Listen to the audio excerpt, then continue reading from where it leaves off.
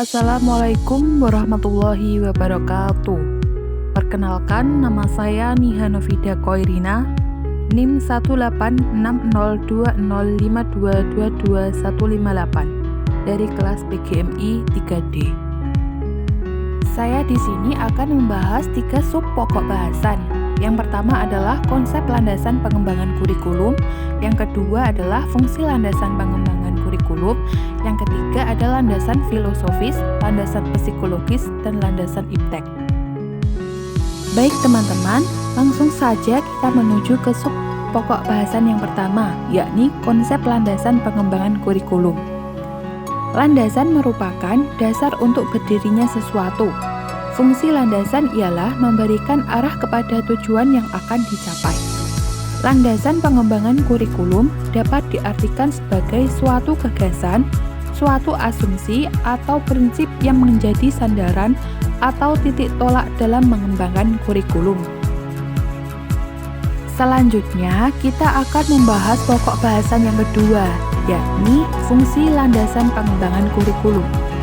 Fungsi dasar atau landasan pengembangan kurikulum adalah seperti fondasi sebuah bangunan. Sebelum sebuah gedung dibangun, terlebih dahulu dibangun fondasi yang kokoh. Semakin kokoh fondasi sebuah gedung, maka akan semakin kokoh pula gedung tersebut. Fondasi bangunan yang diibaratkan pada uraian di atas adalah dasar atau landasan dalam merancang sebuah kurikulum. Jadi, berkualitas atau tidaknya kurikulum yang dirancang sangat ditentukan oleh dasar pengembangan kurikulum yang kuat. Berikutnya, kita akan membahas mengenai landasan filosofis. Landasan filosofis dalam pengembangan kurikulum ialah asumsi-asumsi atau rumusan yang didapatkan dari hasil berpikir secara mendalam, analitis, logis, dan sistematis dalam merencanakan, melaksanakan, membina, dan mengembangkan kurikulum. Penggunaan filsafat tersebut baik dalam pengembangan kurikulum dalam bentuk program tertulis maupun kurikulum dalam bentuk pelaksanaan operasional di sekolah. Filsafat menelaah 3 pokok persoalan, yaitu hakikat benar salah, hakikat baik buruk, dan hakikat indah atau jelek. Menurut Reja Mudiaharjo, terdapat 3 sistem pemikiran filsafat yang sangat besar pengaruhnya, khususnya bagi Indonesia, yaitu yang pertama adalah landasan idealisme, yang kedua landasan realisme, yang ketiga landasan pragmatisme. Adapun manfaat penggunaan filsafat pendidikan dalam mengembangkan kurikulum antara lain, yang pertama, memberikan arah yang jelas terhadap tujuan pendidikan. 2. Dapat memberikan gambaran yang jelas hasil yang ingin dicapai. 3. Memberikan arah terhadap proses yang harus dilakukan untuk mencapai tujuan. 4. Memungkinkan dapat mengukir hasil yang dicapai. 5. Memberikan motivasi yang kuat untuk melakukan aktivitas.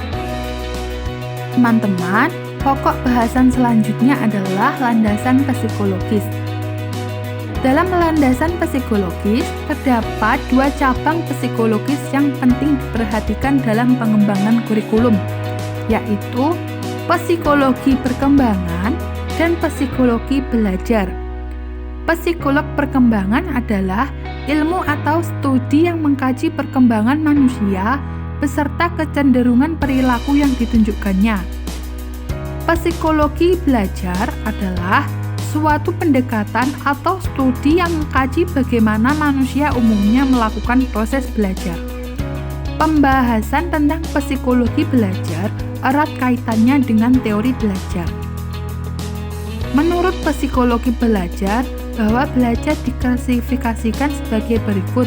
Yang pertama, belajar berdasarkan keseluruhan. Yang kedua, belajar adalah pembentukan kepribadian. Yang ketiga, belajar berkat pemahaman.